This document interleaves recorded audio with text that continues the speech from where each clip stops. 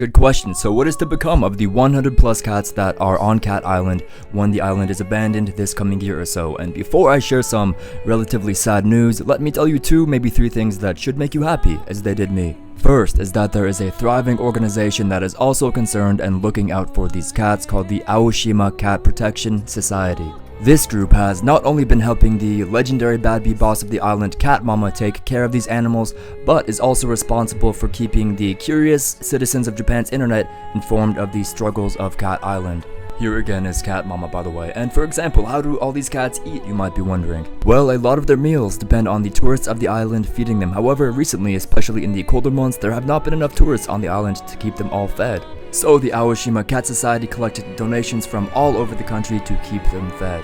And now that you understand this group and Japan's awareness of this island's struggle, we'll get into what is going to happen to these cats most likely. In 2018, foreseeing this problem, the society had a lot of these cats spayed and neutered, so that since then, there have not been kittens born on the island.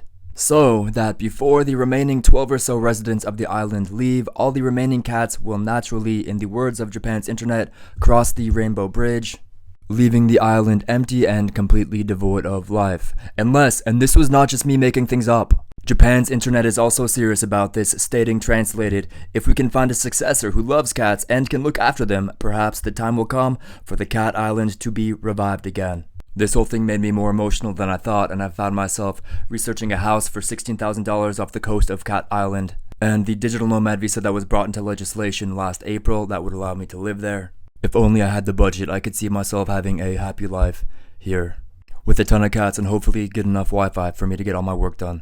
Anyway, check out Cat Island before it vanishes, and maybe come visit me in my new home, yeah?